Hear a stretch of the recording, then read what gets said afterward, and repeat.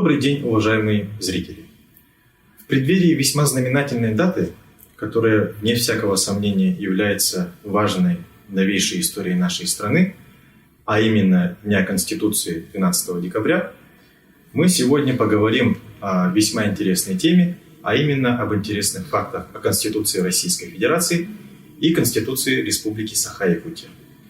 С нами сегодня в студии находится государственный деятель, ученый, председатель Конституционного совета Республики Саха-Якутия, профессор кафедры конституционного и муниципального права юридического факультета Северо-Восточного федерального университета, доктор юридических наук, заслуженный работник народного хозяйства Республики Саха-Якутия Петр Васильевич Волков. Добрый день. Итак, Петр Васильевич, перейдем непосредственно к нашему первому вопросу.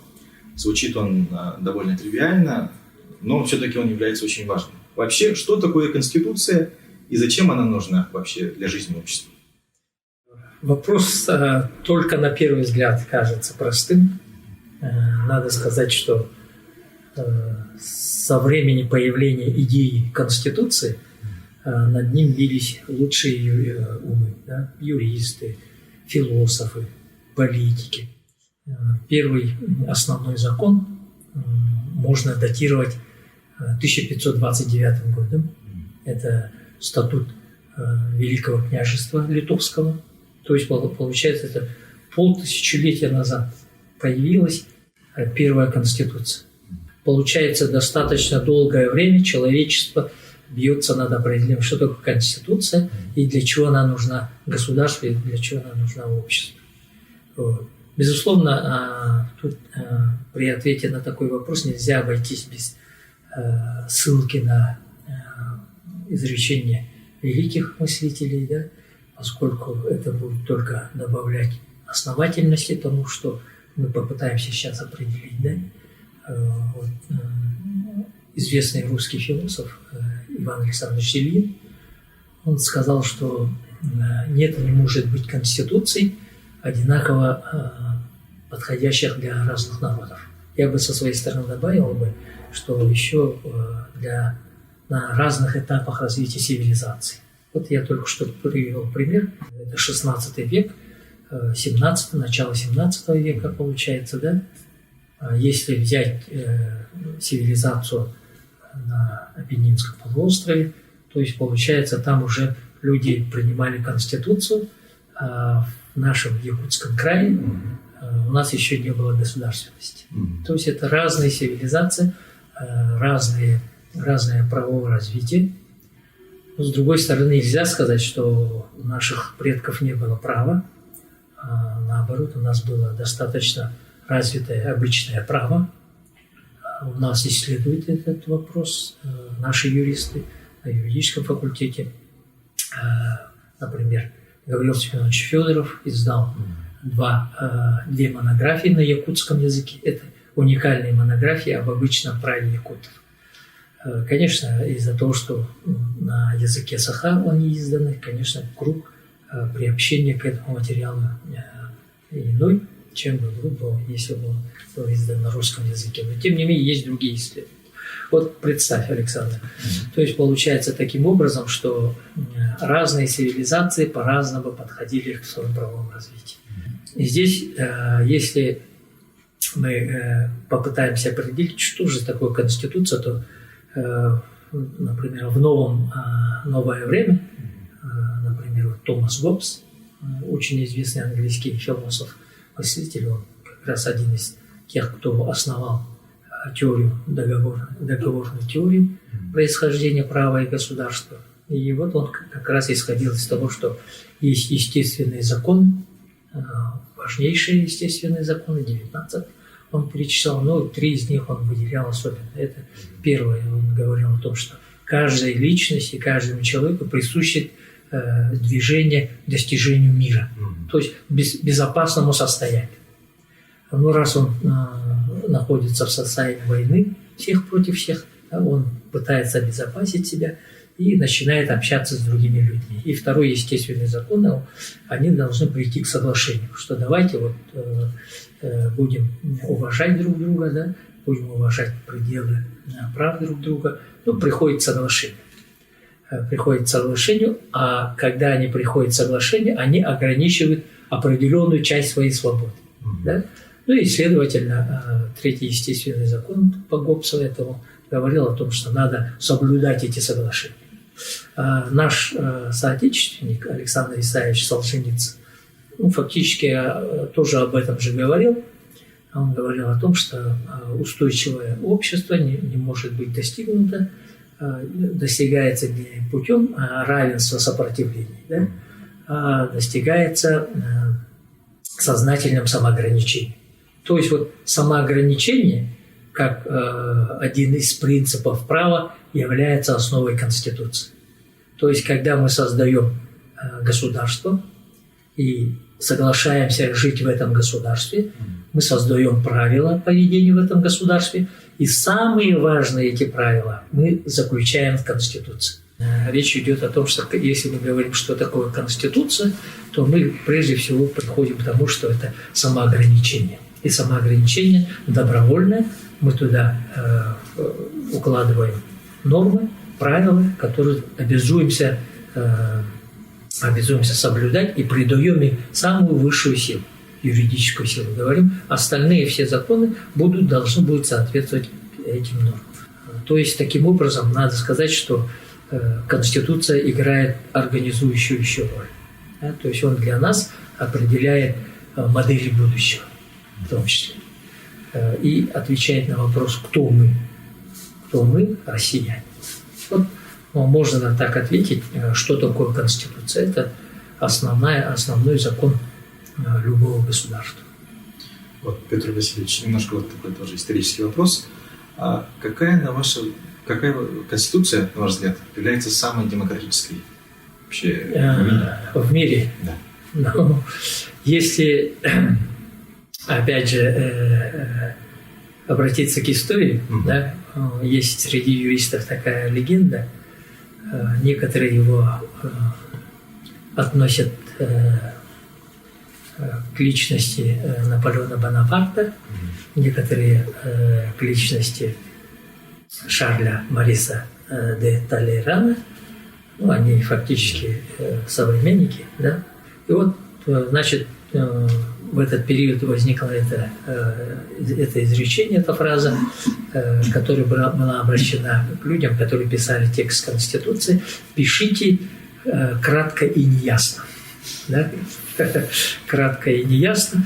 И таким образом надо сказать, что конституции, первые конституции, безусловно, они отражали не только развитие, допустим, те передовые идеи того времени, но еще они отражали очень четко интересы правящих классов тогда.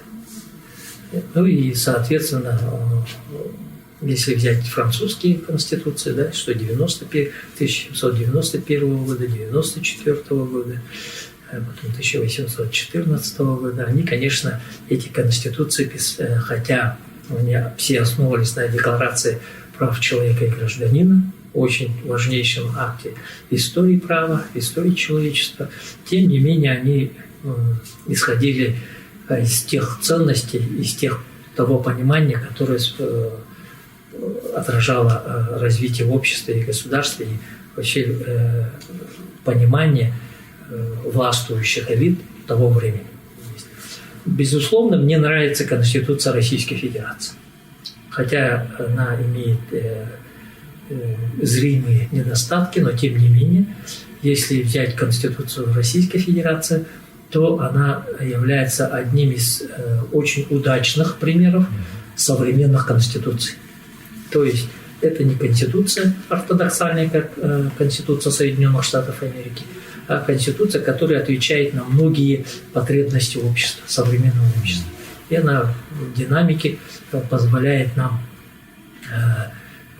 изменять законы для того, чтобы те конституционные ценности, которые мы заложили в Конституцию Российской Федерации, могли обеспечивать развитие общества и государства. Более того, наша Конституция очень хорошо позволяет взращивать институты государства, институты общества. Вот, допустим, когда институт президента Российской Федерации появился, и первым президентом стал Борис Николаевич Ельцин, содержание его было абсолютно иное. Да? То есть сравнить не с формальной точки зрения, а содержательной президента Бориса Николаевича Ельцина и президента Владимира Владимировича Путина или даже Дмитрия Анатольевича Медведева – это абсолютно разное насыщение этого института. То есть институт президента развивается. То есть Конституция позволяет этому институту развиваться в рамках даже данных параметров, которые Конституция сухо и достаточно лаконично прописана. Дальше, вот если мы в прошлом году в рамках конституционной реформы записали туда другие институты, например, институт волонтерства, безусловно, этот институт тоже будет развиваться. И мы летом этого года, когда Якутия встретилась с такими вот угрозами, как лесные пожары, да, институт волонтерства, он действительно показал о том, что этот институт гражданского общества, сегодня он у нас имеется, он развивается, и благодаря тому, что получил конституционную основу, он еще дальше будет развиваться. И при поддержке государства, и при той общественной поддержке, которую уже сама нация, само общество будет обращать. Поэтому мне нравится очень Конституция Российской Федерации. Другие, если взять конституции других государств, то можно отметить скандинавские конституции. Да? Одна из старейших, например, норвежская конституция. А наша конституция, конечно, очень сложные этапы проходила. Если, как показывает мониторинг общественного мнения, например, Всероссийский центр изучения общественного мнения в целом в 2012 году проводил опрос граждан Российской Федерации, и получилось так, что только меньше 18% граждан России, они хоть что-то читали в Конституции. Да? Это несмотря на то, что в рамках высшего образования, среднего профессионального образования есть соответствующие дисциплины, и где считается, что человек не сдаст зачет или экзамен, если он не прочитал Конституцию. Несмотря на это, всего лишь 18% россиян, они хоть что-то читали в Конституции. Другое дело уже сейчас, когда мы в рамках 2020 года вынесли на всенародное голосование, интерес к Конституции уже возрос. И люди уже начали понимать, что если мы отразим в Конституции те или иные вещи, те или иные моменты, то защищенность, устойчивость этих наших прав, она будет на порядок выше. Поэтому, когда в целом, опять же, в рамках вот этой реформы изучала мнение, общественное мнение, то можно было прямо по результатам, еженедельным результатам этого мониторинга видеть то, как растет интерес к социальным правам человека в Российской Федерации. Например, люди говорили, прежде всего они ставили вопрос о здравоохранении, доступности, качественности здравоохранения, но и другие. И процент важности, который отмечали респонденты, он каждым днем рос. То есть получалось, что люди понимали, что да, это нужно нам. Вот надо сказать о том, что Конституция Российской Федерации является одним из удачных примеров. Спасибо, Петр Васильевич. А теперь мы перейдем, мы уже поговорили об истории, но больше о зарубежной истории. А сейчас мы перейдем непосредственно к ретроспективе нашей, то есть нашей истории. Вот была в Советском Союзе Конституция, даже несколько. Вот, допустим, есть у Союза СССР Конституция своя, есть у тогдашней Российской Федерации Конституция 1978 года. И вот нынешняя Конституция. В чем же заключается различие между ними? Допустим, в контексте межрегиональных взаимоотношений между центром и субъектами, а также по правам и полномочиям субъектов. Александр, тут надо сказать следующее. Прежде всего отметить, для того, чтобы не было иллюзий, безусловно, до 90-х годов никаких разговоров о определенной самостоятельности регионов, да, республик, в том числе Якутской автономной Советской Социалистической Республики. Конечно, в политическом плане каких-то договорных отношений и так далее не было. И если говорить о советских конституциях, да, то, безусловно, надо сказать, что их отличало от нынешней Конституции Российской Федерации, что это были основные законы государства. То есть, если мы возьмем Конституцию, основной закон РСФСР 1918 года, потом Конституция, основной закон СССР уже 1924 года, то надо сказать, что там места личности даже не было. И только вот Сталинская Конституция 1936 года, она действительно стала, можно сказать, образцом и, можно сказать, памятником советскому праву, поскольку это даже в те времена во всем мире таких передовых конституций не так много было. Но дело в том, что она была номинальной в контексте прав гражданина. Нельзя сказать, что вся Конституция она была декларативной. Безусловно, надо сказать, что в то время основное государственное направление в праве – это легизм. Легизм, да? То есть не право, а закон. Да? Не право, а закон. То есть речь шла о том, что государство прописало в законе, то и будет обеспечивать, то и будет.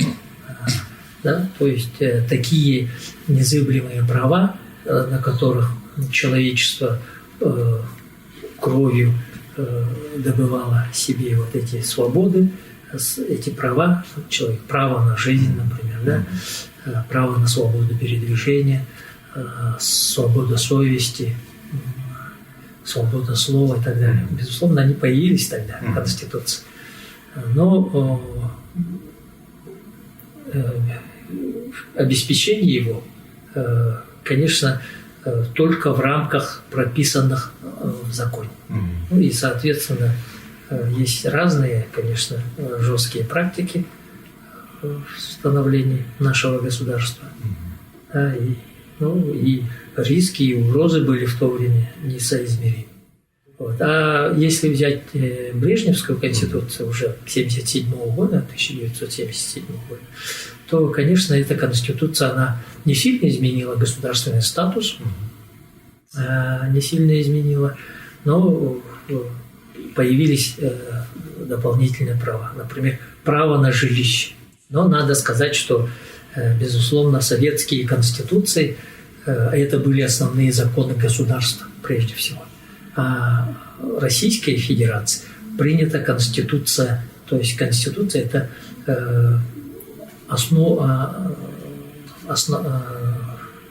основной закон государства, который исходит из конституционализма, да, то есть высшей ценности человека, его прав, свобод, служебной роли государства по отношению к человеку и так далее.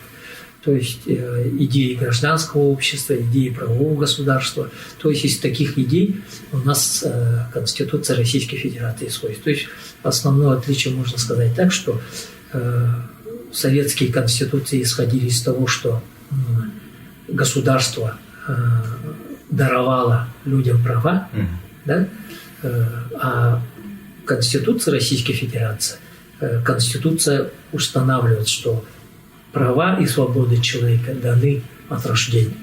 То есть независимо от того, что государство к этому как относится, приветствует или не приветствует, они есть, да? И их нужно отстаивать. А вот теперь в разрезе истории Якутии вспомним 90-е годы. И вот как вообще принималась наша Конституция 92-го года? В каких условиях? И вы как современник, может быть, что-то помните интересное из тех лет? Вот этот период был очень сложный. И все мы, конечно, это ощущали. Я тогда был еще молодым человеком, студентом, так что конкретные, как шло обсуждение текста Конституции, основного закона республики, конечно, я не смогу сказать. Тем не менее, надо сказать, что Верховный Совет 12-го созыва, который принимал Конституцию, он был одним из пионеров этого движения на российском пространстве. Надо сказать, что мы принимали Конституцию одним из первых. 4 апреля была принята Конституция, 31 марта был подписан федеративный договор. То есть прошло всего 4 дня о том, что субъекты Российской Федерации подписали федеративный договор. Через 4 дня Верховный Совет уже принимал Конституцию. Над текстом его работали лучшие юристы республики. Это не только представители органов власти республики, но и федеральных органов власти, прокуратуры очень активно участвовали в написании. И надо сказать, что текст Конституции, он оказался тоже удачным, хотя мы в него вносили изменения, достаточно много изменений в него внесено, но тем не менее надо сказать, что Конституция Республики Саха-Якутия в своем тексте содержит достаточный перечень, достаточно большой круг норм, которые направлены на защиту собственных интересов Республики Саха-Якутия и его населения, для того, чтобы создать благополучие населения нашей республики. И с этой позиции, конечно, депутаты Верховного Совета 12 созыва сделали огромной важности дело, и за что нужно их благодарить. И я надеюсь, что их вклад, он еще будет изучаться, и мы полную картину будем иметь, когда вот все эти моменты, они будут отражены и не только в стенограммах, которые мы изучаем, но и в воспоминаниях тех людей, которые непосредственно участвовали. Но надо сказать, что общество было в того времени очень политически активное. Одним из передовых отрядов этого общества, конечно, было студенчество. Студенчество было очень активное, были общественные объединения студентов, и флагманом среди них являлся ДерСАС, это такое студенческое движение было. И именно это движение выступило с призывом в день проведения сессии Верховного Совета Республики потребовать от депутатов скорейшего принятия Конституции. И мы, студенчество, вышло на улицы. Мы в большом количестве находились перед зданием нынешнего Дома правительства 1, тогда он назывался... Дом Совета? Да, Совмин назывался, да. Дом Совета Министров, да. И вот перед его зданием и на площади Ленина мы находились, и когда вот как раз депутаты Верховного Совета проходили через те коридоры, которые были устроены для того, чтобы не препятствовать работе органов государственной власти, митингующие сами так организовались. И вот как раз, когда они проходили, мы скандировали там Конституцию, мы требуем скорейшего принятия Конституции и так далее. И действительно, надо сказать, что после очень детального обсуждения Конституция была принята. И весь народ республики воодушевлением воспринял эту новость, то, что Верховный Совет 12 созыва принял Конституцию, основной закон республики. Да, это было очень, был и останется ярким примером истории нашей республики. Хотелось бы задать такой вопрос. существует довольно расхожее мнение. Оно заключается в том, что зачем вообще иметь отдельную республиканскую конституцию, если уже есть конституция федеральная, то есть Российской Федерации, и если там все уже прописано. Зачем дублировать тогда в виде уже основного республиканского закона? Ну, для того, чтобы ответить на этот вопрос, можно подойти таким образом. Просто можно обратиться к преамбулам Конституции, то есть это, можно сказать, вводная часть Конституции, да, что прописано в преамбуле Конституции Российской Федерации. Безусловно, там указаны те аргументы, которыми руководствовались составители текста Конституции. И то же самое мы можем обратиться к преамбуле Конституции Якутии. И там мы фактически первые ответы на заданный вопрос получим. Там речь идет о том, что Якутия исторически сохраняет сложившуюся государственность, да, то есть государственность как политическое благо для нашего населения. Мы знаем, что какими сложными были пути для достижения статуса автономной республики, да, столетие которого мы будем скоро праздновать.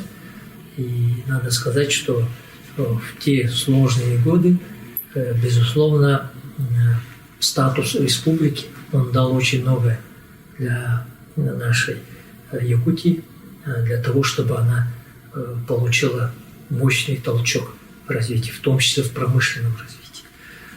С этой позиции получается политический статус, именно как республики, он выступает сегодня благом.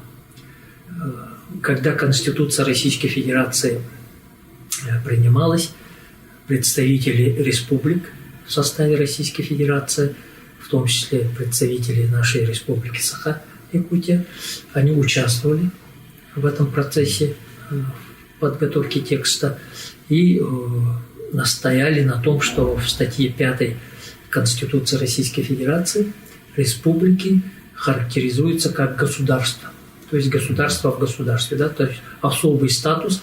Это не говорит о том, что эта республика может выйти из состава Российской Федерации. Наоборот, мы в прошлом году в рамках конституционной реформы 2020 года раз и навсегда ответили на вопрос о территориальной целостности и неделимости нашего государства. Мы сказали, что мы хотим жить в тех границах, которые сегодня имеются, и хотим создавать одну единую нацию. Вот.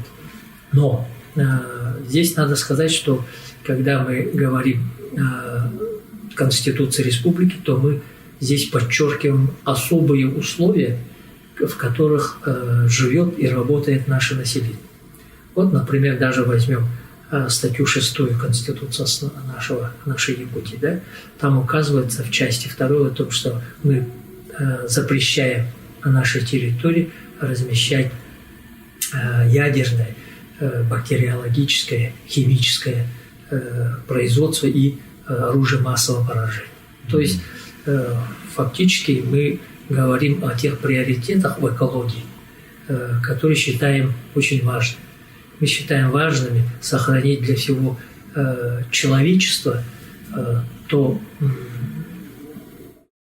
первозданность, ту чистоту окружающей природной среды, нашего воздуха, наших озер, наших рек, наших лесов, о том, что это должна быть территория свободная от таких рисков.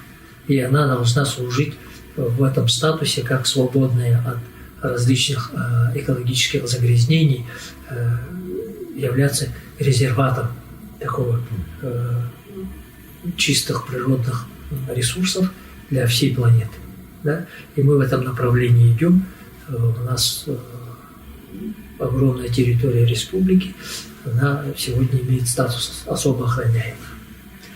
И многое другое. Там в Конституции нашей республики мы прописали особенности как же мы видим, в каких условиях должен рождаться человек в Якутии, что ему должно быть обеспечено, например, в части права на образование. Да?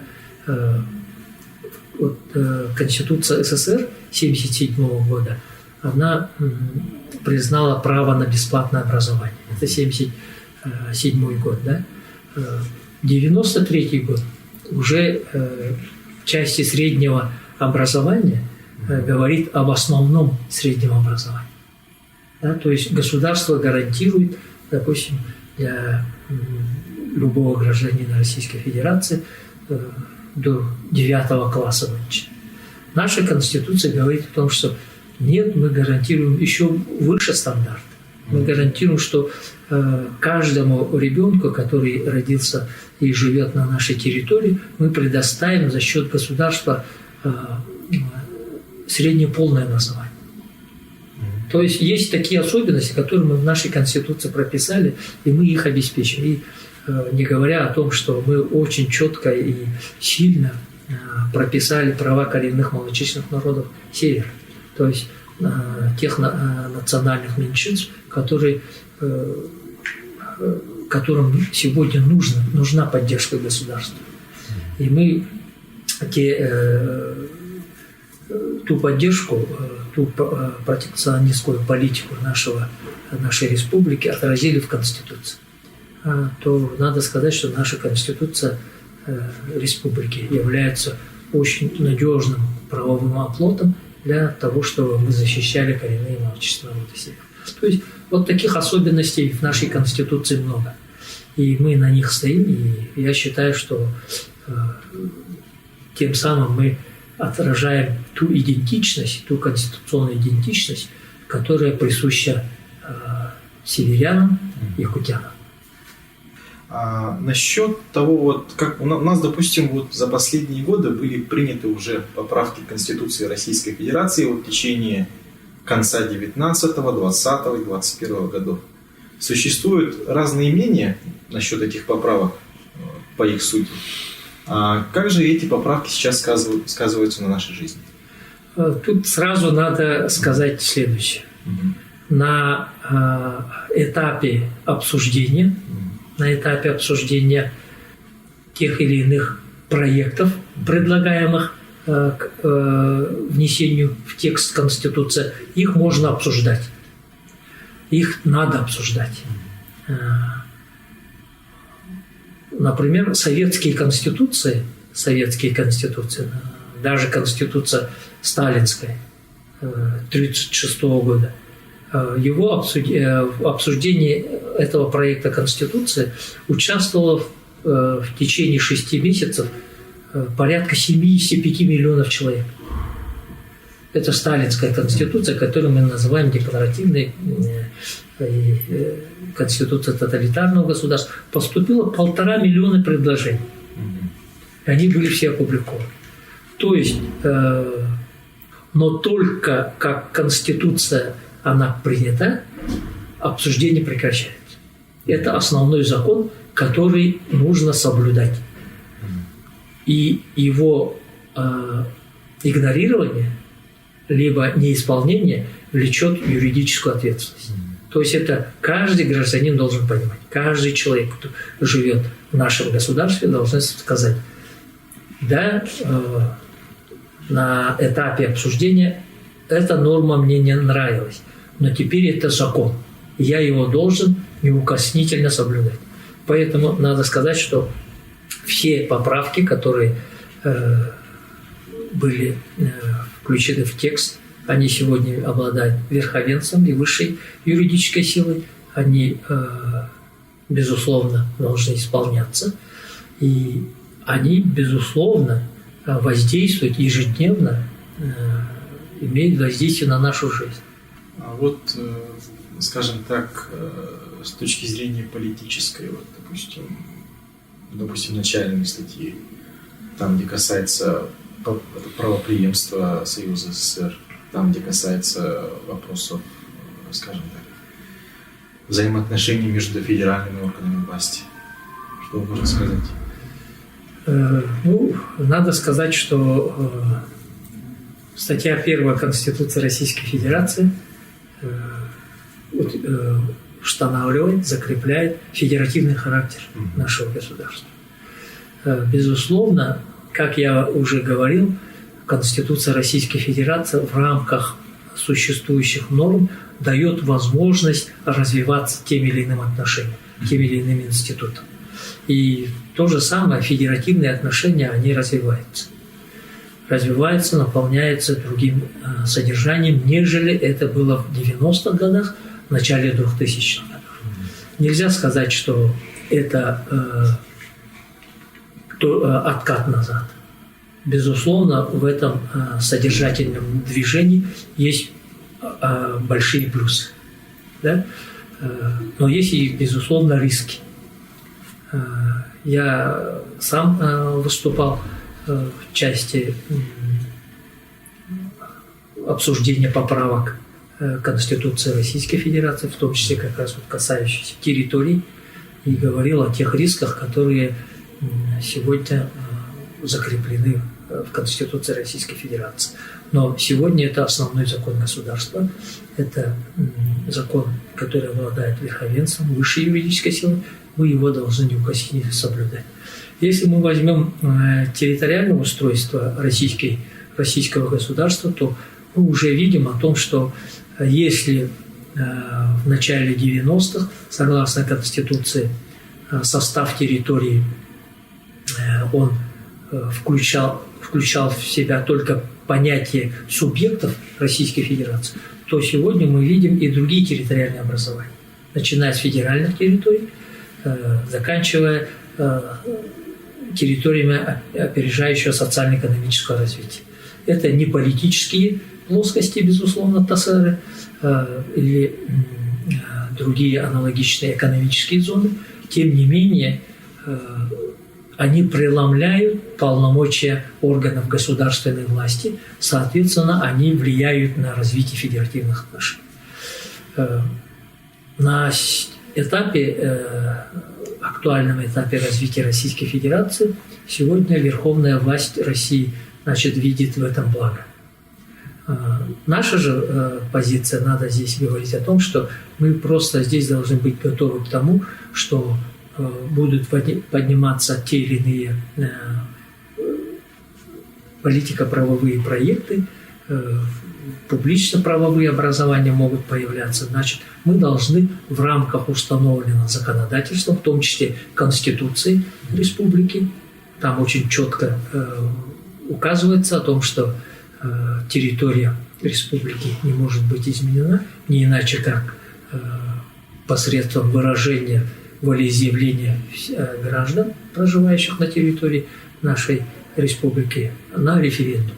То есть это тоже одна из особенностей, которая в других субъектах России не наблюдается. И не наблюдается в Конституции Российской Федерации, в федеральном законодательстве, а у нас в Конституции это есть. То есть таким образом надо быть готовым к тому, что если какие-то будут предложения, мы просто должны в рамках установленных форм предоставить свою позицию. Согласны мы с этим или не согласны? Любое развитие, оно должно быть эволюционно и должно протекать в конституционной плоскости.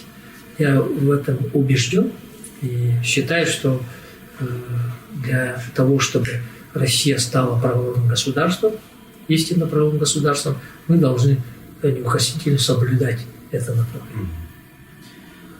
И вот продолжая нашу тему о поправках, в течение весенней сессии нашего Государственного собрания УТУМЭ весной этого года были приняты множество законопроектов, в том числе и о создании Конституционного совета Республики Саха-Якутия вместо Конституционного суда.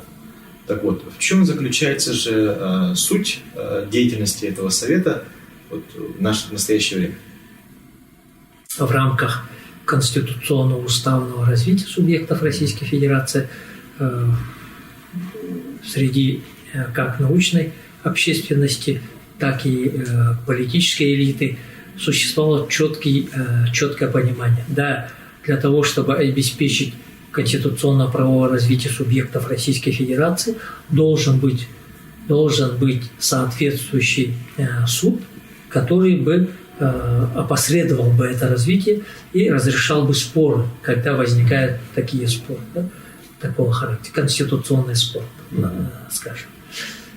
И, безусловно, в 90-х годах, когда происходило становление государственных институтов, безусловно, споров было много.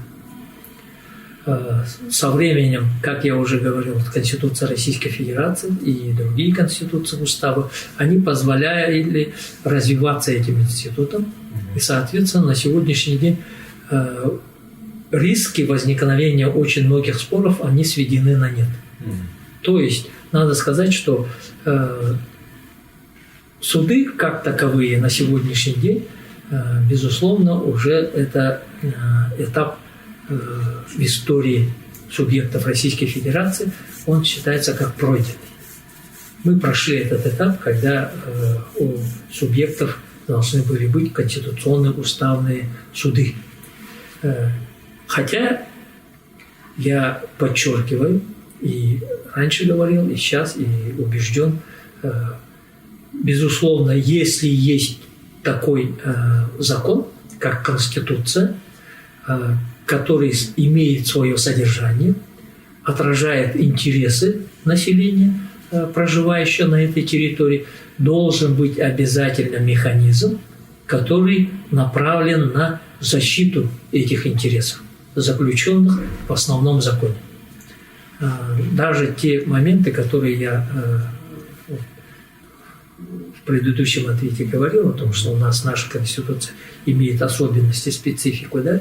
Даже исходя из этого, что в этом заключается особый интерес нашей республики, интерес нашего населения, значит, мы его должны защищать. И Конституционный совет с этой позиции является механизмом, который защищает Конституцию. И с другой стороны, деятельность Конституционного совета не укладывается в классический конституционный контроль. Это чем занимались конституционные суды. Советы – это внесудебные органы, и их деятельность много шире. Хотя Конституционный совет не обладает окончательностью своих решений. То есть это решения не окончательны, они не являются обязательными и не могут признать те или иные акты как утратившими юридическую силу. То есть Конституционный совет, когда говорит о том, что это неконституционно, орган, который принимал тот или иной нормативный акт, должен внести изменения сам, уже основываясь на позиции Конституционного совета.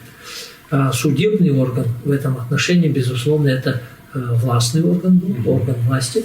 Как только решение суда выносилось, тот или иной документ признавался недействительным, недействующим. То есть он терял юридическую силу. В нашем случае это не так. Но надо сказать, что Конституционный совет – это важный механизм защиты тех интересов, которые мы отразили в Конституции. И, безусловно, он должен обеспечивать эту деятельность. И, во-вторых, законодатель расширил деятельность Совета, возложил на него обязанность по обеспечению качества всей конституционно-правовой системы. Это что значит? Это значит, что, во-первых, закон прямо указал, что Конституционный совет должен заниматься научно-методическим обеспечением развития конституционного законодательства. То есть это основные законы. Да? Конституция и конституционные законы, и закон о правах. То есть Конституционный совет должен бдить за тем, чтобы качество этих актов было на высоком уровне.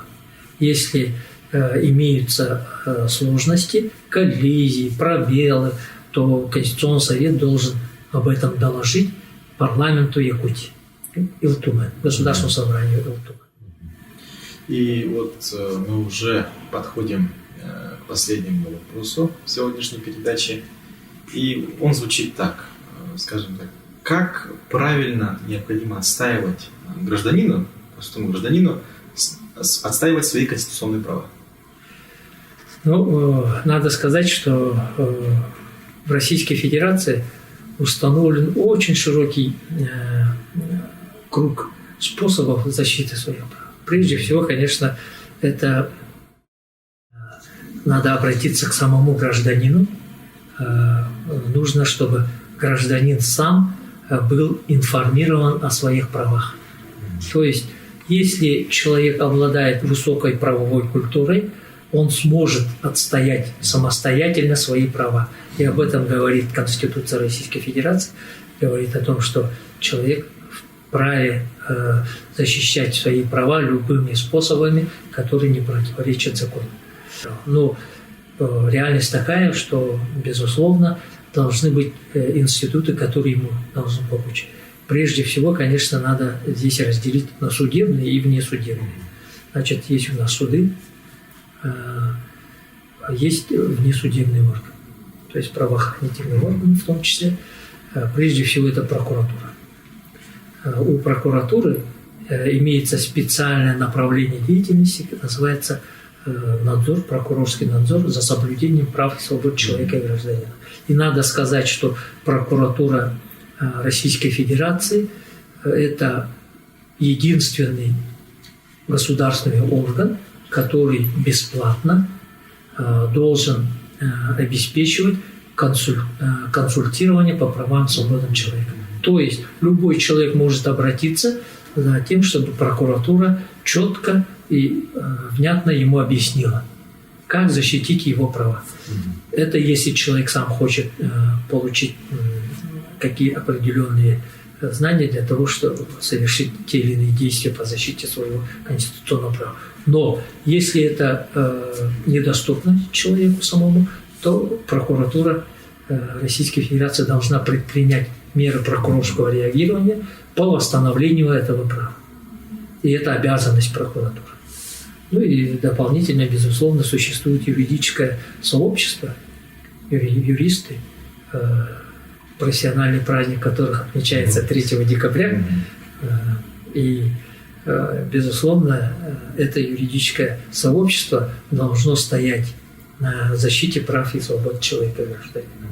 И для этого создано очень широкий круг институтов, начиная от адвокатуры, нотариата и уполномоченного по правам человека.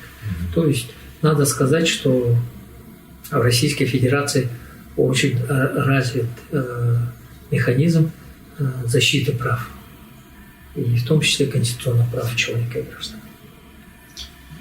А вот насчет юридической грамотности, Петр Васильевич, вот, учитывая то, что, как вы сказали, реальность у нас оставляет желать лучшего, вот, как все-таки людям, точнее, привить людям эту самую юридическую грамотность?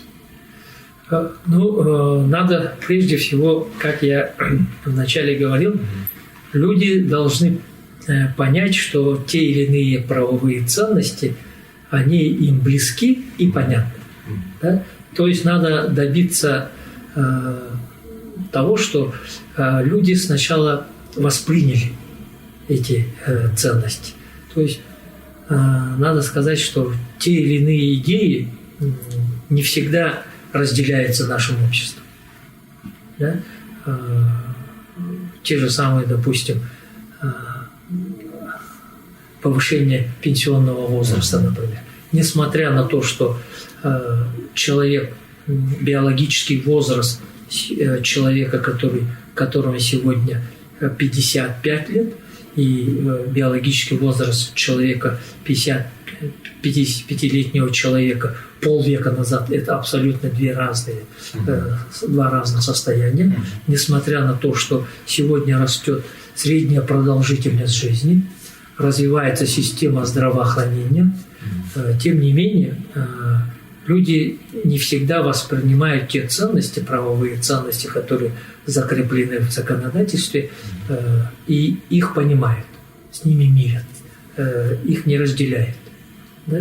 Вот. Поэтому государство должно создать систему такого информирования, когда те или иные правовые ценности будут весомо аргументированно доведены до большинства, для населения, и большинством будут разделяться. Если большинство не разделяет этой позиции, значит, это не те ценности. Значит, эти ценности не должны притворяться в нашем обществе. Вот. Далее, безусловно, просвещение как эффективное и активное действие, оно должно поддерживаться государством. Вот правовое просвещение как таковое, оно должно присутствовать, сопровождать человека на всем этапе его жизненной истории. Итак, наша передача подходит к концу. И от лица всех зрителей я хочу поблагодарить Петра Васильевича за столь интересное интервью об интересных фактах о Конституции Российской Федерации и Конституции Республики Саха-Якутия. А также поздравить вас, дорогие зрители, с Днем Конституции. С вами была передача Саха Лекториум. Увидимся в следующем выпуске.